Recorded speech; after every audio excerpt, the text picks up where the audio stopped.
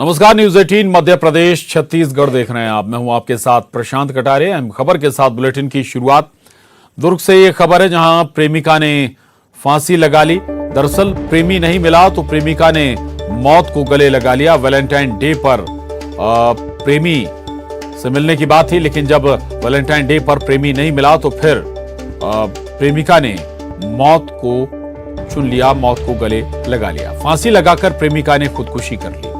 भिलाई के प्रगति नगर की यह घटना है। पीजीडीसीए की पढ़ाई कर रही थी छात्रा। यह हैरान करने वाला मामला है। 14 फरवरी वैलेंटाइन डे पर नहीं मिलने पर, प्रेमी के नहीं मिलने पर प्रेमिका ने खुदकुशी कर ली, मौत को गले लगा लिया। यह हैरान करने वाली घटना, फांसी लगाकर प्रेमिका ने खुदकुशी कर ली। छत्तीसगढ़ के भिलाई के प्रगति नगर की यह घटना है। बताया जा रहा है कि छात्रा पीजीडीसीए की पढ़ाई कर रही थी और जब वैलेंटाइन डे पर प्रेमी नहीं मिला, मिलने नहीं आया, तो फिर उसने ये आत्मघाती कदम उठा लिया। फांसी लगाकर आत्महत्या कर ली प्रेमिका ने।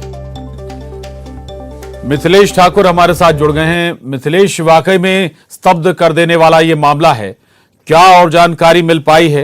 इतना बड़ा आत्मघाती फैसला इस युवती ने उठा लिया, परिवार वाले कुछ बता रहे हैं मिथिलेश? देखिए, बताना चाहूंगा कि ये जो युवती थी वो मूलतः जो वो दंतेवाड़ी छत्तीसगढ़ की रहने वाली थी, जो भिलाई आकर पढ़ाई कर रही थी। ये पेइंग गेस्ट के रूप में यहाँ पर रह रही थी और शाम तक जब उसका प्रेमी मिलने के लिए नहीं आया तो वो काफी परेशान थी और उसके बाद में वो अपने कमरे में गई और फांसी लगाकर आत्महत्या कर ली। इसके बाद में जब जो उसके जो दोस्त लोगों ने देखा, तो उसके बाद में जब उसने कोई फोन नहीं उठाया, कोई रिस्पॉन्ड नहीं किया, तो उसके बाद में उन्होंने झांक के देखा तो वहां पे खिड़की से नजर आया कि युवती जो फांसी के फंदे में झूल रही है। पुलिस को सूचना दी गई, उसके बाद में जांच की गई। तो जो अंतिम जिससे बात हुई थी उसने वो बताया था उसको कि उसका प्रेमी वो इंतजार कर रही थी, दिन भर वो मिलने के लिए नहीं आई।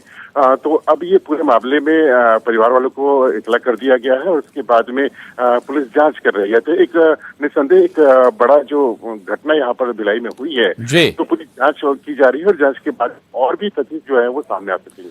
बिल्कुल, पुलिस तफ्तीश में कुछ बातें शुरुआती तौर पर जरूर सामने आई होंगी मिथिलेश। क्या इस दौरान कल अपने प्रेमी से इसने बात की या फिर कोई एक तरफा मोहब्बत का ये मामला था या कोई और वजह? देखिए, ये तो पूरे जांच का विषय है कि जी ये पूरे जांच का विषय है कि क्या वो एक तरफा मोहब्बत थी या फिर दोनों ओर से था, या उसका प्रेमी क्यों उससे मिलने के लिए नहीं आया था। तो ये जांच की जा रही है कि जो किस व्यक्ति से वो उसने पे आखिरी बार बात की थी, उससे क्या बातचीत हुई थी। तो पुलिस के इन्वेस्टिगेशन में ये सारे तथ्य हैं, जिस पे जांच की जा रही है। उसके बाद में जिसका पता चलेगा उससे भी पूछताछ की जाएगी कि आखिर वजह क्या थी और कैसे हुआ।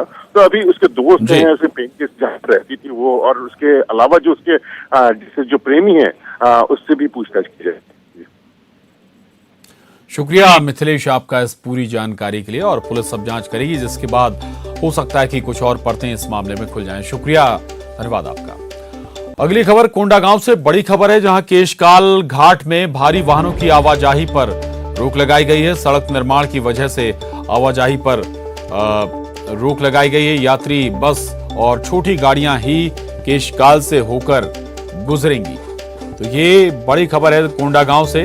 दरअसल केशकाल घाट में भारी वाहनों की आवाजाही पर रोक लगाई गई है। वजह सड़क निर्माण है। सड़क निर्माण हो रहा है, इसके चलते जो बड़े वाहन हैं वो वहां से नहीं गुजर पाएंगे और पूरी तरह से इन बड़े वाहनों की आवाजाही रोक दी गई है। हालांकि जो यात्री बस हैं और जो छोटी गाड़ियां हैं वो केशकाल से होकर गुजरेंगी।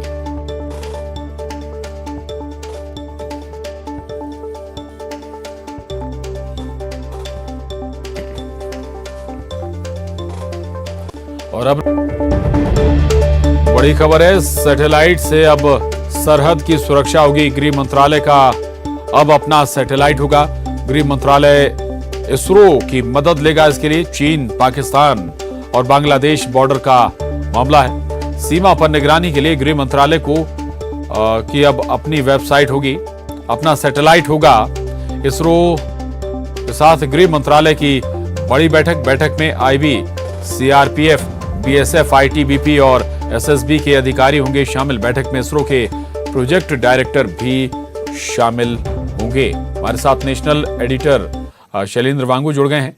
आपसे समझना चाहेंगे अभी तक क्या व्यवस्था होती थी और इसरो की मदद से किस तरह का ये सिस्टम डेवलप होने वाला है जिससे तमाम सरहदी इलाकों में नजर रखी जा सकेगी। देखिए, जिस तरह के इस टाइम अरेंजमेंट्स हैं जिसे बॉर्डर मैनेजमेंट कहा जाता है, इंडिया पाकिस्तान की सीमा पर भी फेंसिंग हो रखी है और वहां पर लोकली जो इक्विपमेंट्स हैं उसके जरिए नजर रखी जाती है घुसपैठ पर और इंटेलिजेंस के जरिए भी। लेकिन एक बड़े कदम के तौर पे अब सैटेलाइट के जरिए भी भारत और पड़ोसी देश के बीच में जो सीमा है, जो ज्योग्राफिकल एरियाज हैं, वहां पर नजर रखी जाएगी। और इसके लिए पहले ही मंजूरी दी जा चुकी है कि एक सैटेलाइट के जरिए इसरो के साथ मिलकर एक सैटेलाइट तैयार की जाएगी जो भारत के सीमावर्ती इलाकों पर निगरानी रखेगी। इसको लेकर आज दोपहर 3:30 बजे एक अहम बैठक होने वाली है गृह मंत्रालय में, जिसमें इसरो के जो अधिकारी, साथ ही साथ जो पैरामिलिट्री फोर्सेस के जो अधिकारी हैं उस बैठक में शामिल होंगे और एक रूपरेखा तय इसमें होगी कि किस तरह से सीमा की निगरानी इस सेक्टर के जरिए की जाएगी। जी, ये मैकेनिज्म, पूरा सिस्टम कब ऑपरेशनल हो जाएगा?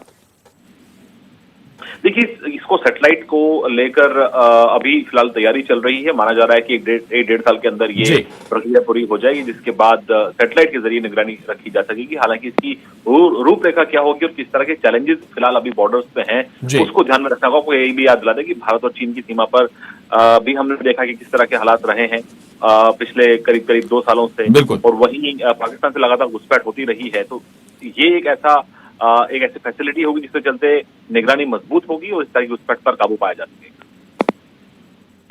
बहुत शुक्रिया आपका इस विस्तार से जानकारी के लिए। तो हमारे साथ नेशनल एडिटर न्यूज़ 18 शैलेंद्र वांगू जुड़े हुए थे। वो बता रहे हैं कि जो एक पूरा सिस्टम है लगभग 1.5 साल में ये ऑपरेशनल हो जाएगा, यानी कि अब जो भारत, पाकिस्तान और चीन, बांग्लादेश से लगी सीमा है उसकी बेहतर तरीके से निगरानी की जा सकेगी।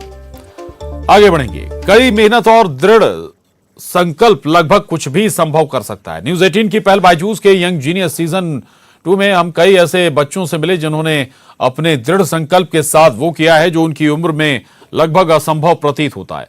यही हमने बायजूस यंग जीनियस सीजन 2 के इस सप्ताह के एपिसोड में देखा। आइए देखते हैं इसकी कुछ झलकियां। लॉकडाउन के दौरान जब हर कोई घर पर बैठे बैठे बोर हो रहा था या बोर्ड गेम खेल रहा था, इन्होंने एक नए बोर्ड गेम का आविष्कार ही कर डाला। मिलते हैं कोच्चि से 11 साल के वीर कश्यप।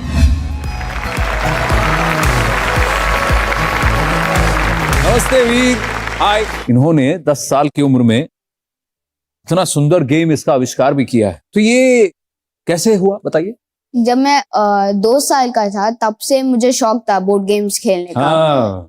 दादा दादी के घर पे था तो वहाँ पे ज्यादा बोर्ड गेम्स नहीं थे खेलने के लिए, तो मैंने सोचा कि बोर्डम को बीट करने के लिए मैंने एक बोर्ड गेम बनाया। Please welcome one of the finest actresses on TV and in the film industry, very talented, versatile and the very beautiful Mouni Roy. अगर आपने फिर से स्नीज किया तो आप क्वारंटाइन स्टेशन जाओगे। You missed 2 turns. Yes. Oh. 1. चलो मैं घर में ही अच्छा हूँ भाई। 2. Please don't be 3. Please don't be 3. Please don't.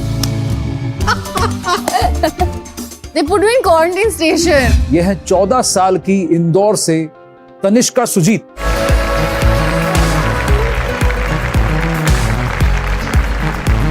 Oh, I'm good. Hi Tanishka. Hello. How are you? I'm good. आइए विराजिए। मुझे बचपन से ही पढ़ाई को लेकर बहुत लगाव है। जब मैं छोटी थी तब पापा 10th और 12th की ट्यूशन लेते थे, तो मैं मेरी क्लास को छोड़ के मैं उनके ही स्टडीज करती थी। ऐसा लगता था कि मैं भी उन्हीं की क्लास में चली जाऊं। Which land animal can open its mouth the widest? Option भी नहीं देखा हिप्पोपोटामस के लिए। Because she was also an animal. Well played, well played.